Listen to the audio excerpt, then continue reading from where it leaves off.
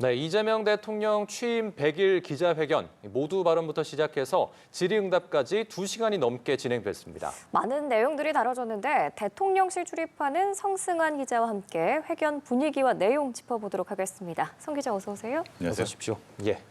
자, 이재명 대통령 100일 기자회견 원래는 이제 90분 정도로 예정돼 있었는데요. 예정 시간을 넘어서 좀 오래 진행이 됐습니다. 미리 사전 질의에 대해서도 조율하지 않았다고 전해졌고요. 내부에 좀 계셨으니까 분위기 어땠나요? 지금 사실 저는 제 후배가 지금 들어갔었고 예. 저는 이제 회사에서 이제 출연 준비하기 위해서 TV로 지켜봤는데 일단은 이제 30일 때도 회견을 한번 하지 않았습니까? 예. 그때 이후로 지금 2번째 회견을 하게 되는데 일단 말씀하셨던 것처럼 가장 큰 특징이라면 그때도 그렇고 지금도 그렇고 약속 대련이 없었다라는 평가를 할 수가 있을 것 같습니다. 다만 차이점이라면 그때 당시에는 이제 그 통을 놓고 그때 당시에 제가 들어갔었는데 예. 거기 명함을 집어서 했다 보니까 예. 좀 편중되는 그런 질문들이 좀 있어가지고 문제 지적이 있었거든요, 기자단에서. 그러다 보니까 이번에는 공통 질문이라는 걸 만들어가지고 주제별로 2개씩 기자단이 최종적으로 조율을 한 그 질문을 직전까지 조율을 해서 전달을 하고 그것을 이제 대통령이 2개 중에 하나를 골라서 답변을 하는 예. 그런 방식으로 하게 되면서 일단은 굉장히 좀 사회적으로 관심이 많은 그런 이슈들에 대해서는 좀 충분히 다뤄졌다 이렇게 좀 말씀을 드릴 수가 있겠습니다. 예, 말씀 주신 것처럼 30일 기자회견도 있었고 취임 100일 동안 2번의 기자회견이 있었던 건데 가장 큰 차이점이 있다면 뭐가 있었을까요? 그 두 기자회견에서? 일단은 그러니까 30일 회견 때는 눈높이를 같이 했습니다. 대통령과 기자들의 눈높이를 같이 했다면 예. 이번에는 뒤에 있는 기자들의 모습을 조금 더 뒤에서 안 보일 수도 있으니까 단을 높였습니다. 보통은 대통령의 연단에 서고 기자들이 밑에서 대통령의 기자들을 내려다보면서 하게 되는 경우들이 많은데 이번에는 오히려 기자들이 조금 더 위쪽에서 바라볼 수 있었다라는 점이 좀 이 대통령의 소통의 그런 상징적인 장면이 아닐까 좀 생각을 해볼 수가 예. 있을 것 같고요. 그리고 또 지난번에 2시간 했다면 이번에 2시간 반을 했다는 거, 더 길어졌다라는 부분들도 말씀을 드릴 수가 있을 것 같고 그러니까 내용과 질문이 좀 많이 바뀌었다라는 부분들 아까 말씀드렸던 것처럼 아무래도 100일간 거쳐오면서 많은 일들이 있지 않았습니까? 그러다 보니까 이제 질문들이 조금 더 심층적으로 좀 나올 수가 있었다 이렇게 좀 말씀을 드릴 수가 있겠습니다. 예. 시작할 때 모두 발언에서도 이제 이재명 대통령이 강조한 부분이 모두의 대통령이 되겠다 이런 부분이었어요. 지금 이제 여서야대 국면이기도 하고 계속해서 국민의 통합을 강조하는 부분이 이 부분과 좀 맥락이 맞닿지 않나 싶은데 모두의 대통령이라는 점을 강조한 좀 배경 어떻게 보세요?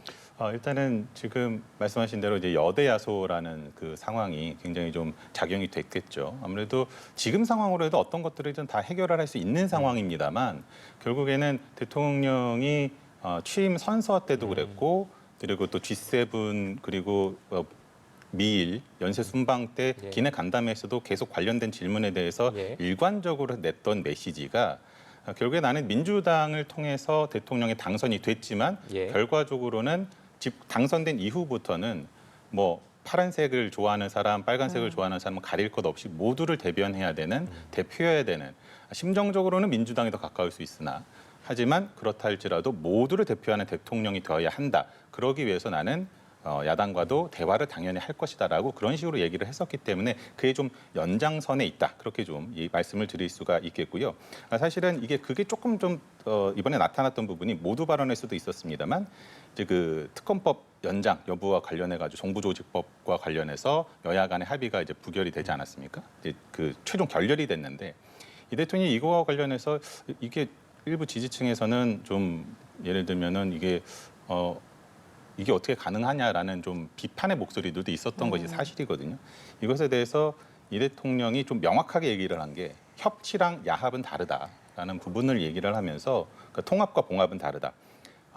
정부 조직법을 개편하기 위해서 내가 불편함을 6개월 참으면 패스트트랙 되면 6개월 정도 걸리니까 패스트트랙 되어서 내가 좀 기다리면 되는데 그 사안을 과연 내란이라는 것을 어떻게 보면 좀 종결시키고 종식시키고 다시는 그런 범죄가 일어나지 않도록 하는 것과 어떻게 맞바꿀 수가 있겠느냐, 어떻게 1대1 매치가 될 수 있느냐라고 하면서 나는 몰라고 나는 그걸 전혀 원하지 않는다라고 하면서 협치를 하지만 그것과 그러니까 한일 관계랑 좀 비슷한데 협치를 하지만 그것과 내란 종식과는 별개의 문제다라는 입장을 낸 것으로 그렇게 좀 해석을 할 수가 있을 것 같습니다. 예. 그리고 조금 전에 질문을 드릴 때 여소야대 국면이라고 말씀을 드렸는데 여대 야소라는 네네. 점 다시 한번 정정해 드리도록 하겠습니다.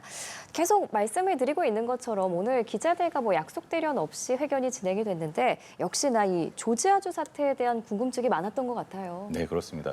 그 질문지에 아무래도 기자단이 보냈던 질문에도 있었는데 일단은 그 외신 기자가 바로 그 질문을 했습니다. 예. 그 질문을 하면서 사실은 이게 그 외신 기자 입장에서는 이 사안이 과연 대미 투자에 어떤 영향을 미치겠느냐라는 부분으로 질문을 했습니다만 한국 기자들도 굉장히 관심이 많을 수밖에 없는 사안이었거든요. 특히나 어제 오후까지만 하더라도 연기됐다, 하루 연기됐다라는 입장, 미측 사정 의로라는 입장만 나왔기 때문에 맞습니다. 야 이거 과연 특히나 또 그쪽에서 또 노동장관인가요? 그 사람이 또 추방이라는 표현을 쓰고 했었기 때문에 이민 정책을 총괄한다는 그 장관이 그렇게 얘기를 했기 때문에 야 이거 불협화음 나오는 거 아니야? 이견이 있는 거 아니야?라는 그 우려들을 했던 것도 사실이거든요. 예. 원칙들도 나왔었고 그러나 이제 오늘 새벽을 지나면서 11일 출발하기로 했고 그것이 결국에는 트럼프 대통령이 비자 문제가 해결 안 될 수도 있을 사람들은 있어라라고 제안을 하면서 그것 때문에 네. 그러면 잠깐 보류를 시켰다라는 것으로 해명이 됐는데 그 부분에 대통령이 다시 한번 설명을 하면서 다만 그런 얘기는 했습니다. 그러니까 만약에 이런 상황이 계속됐다라고 한다, 비자 문제가 해결이 되지 않는다면 지금 이 상황에서는 결국 우리의 전문된 숙련된 인력들이 미국으로 건너가서 초기에 공장, 우리 기업들이 투자하는 공장을 설비를 하는데 미국에는 그걸 할 수 있는 숙련된 인력들이 없고 결국 우리 노동자들이 가서 그것을 해야 되는데 사실 노동자지만 상당히 고급 인력들이거든요. 예. 그들이 거기 가서 맞습니다. 수갑차고 이런 모습들이 국민들에게 다 충격적이었죠. 노출이 되지 않았습니까? 그런 부분들에 대한다면은 일단은 대통령 입장에서는 그것에 대해서 투자 여부나 이런 것에 대해서 깊이 생각하지는 않았지만 기업 입장, 우리 기업 입장에서는 이런 상황이 지속된다면은 투자를 하기가 좀 두려울 수 있지 않겠느냐, 뭐 이런 정도로 이야기를 했습니다. 예, 오늘 이야기 나온 것 중에 또 한 가지가 주식 양도세 대주주 기준에 대해서 50억에서 10억으로 강화하는 것, 이 부분에 대해서 대통령이 반드시 고집할 필요는 없다라는 입장을 밝혔는데요. 관련해서 어떻게 보셨어요? 일단 이게 그 부동산이랑 좀 연관돼서 나왔습니다. 아무래도 지금 시청자 여러분들이나 국민들께서 가장 궁금할 부분들이 이제 부동산 그리고 이런 주식 시장에 대한 부분일 텐데 사실 대통령이 취임을 하면서부터 코스피 5천 시대를 이야기를 하기도 했고 그러면서 주식으로 그러니까 이야기를 한 데는 근간에는 이런 게 있다라고 좀 해석이 됩니다. 그러니까 네. 부동산으로 너무 과도하게 자본이 쏠리다 보니까 이 자본들이 정상적으로 투자할 수 있는 그런 정상적인 투자처들을 만들어줘야 되고 그중에 하나가 주식시장일 수 있고 그리고 그 주식시장들이 지금 한국이 굉장히 좀 저평가가 돼 있다. 지금 3,300을 넘으면서 사상 최고치를 찍었지만 그럼에도 아직도 올라갈 여지가 많이 있다라는 설명을 상당히 공을 들였어요. 그래서 그런 부분들이 부동산도 결국에는 그것과 연계되어 있다라는 쪽으로 설명을 하면서 그렇다면 주식 투자를 하는 사람들이 대주주의 기준을 50억이라는 것. 그러니까 그게 총액이 아닙니다. 그러니까 보유한 주식의 총액을 얘기하는 게 아니라 예. 단일 종목에 50억을 갖고 있는 사람. 그렇다면 그런 사람들이 많은가? 과연 극소수 아닌가? 그렇다면 10억으로 낮춘다고 해도 그게 그렇게 하는 분산 투자를 하고 있는 사람들이 한 종목에 10억씩 갖고 있을 만한 사람들이 그렇게 많을까? 라는 생각 때문에 이것은 낮춰도 무리가 없지 않을까라는 생각을 갖고 있다라는 기본 입장은 밝혔으나 지금 이재명 정부가 추구하고 있는 것이 결국에는 주식시장을 활성화하고 그를 통해서 경제를 반등을 시키고 이런 것들을 내세우고 있는 강조를 하고 있는 상황에서 그것과 배치되는 것으로 읽힌다면 그렇다면은 10억이나 50억이나 어차피 해당되는 사람들이 크게 많이 달라지지는 않으니까 예. 그렇다고 친다면은 그건 아마 받아줘도 되겠다. 특히나 장동혁 대표가 그것을 굉장히 요구를 했었기 때문에 그렇다면 한번 받아줘도 괜찮지 않겠느냐. 특히나 이제 야당뿐만 아니라 여당 내에서도 그런 목소리가 있기 때문에 결국에는 이제 국회에 긍정적인 뜻을 비치면서 50억으로 유지하는 것에 긍정적인 뜻을 내비치면서 국회 협의에 맡기겠다 이런 뜻을 밝혔습니다. 예, 알겠습니다. 이재명 대통령 취임 100일 기자회견 관련 내용 성승환 기자와 함께 얘기 나눠봤습니다. 잘 들었습니다.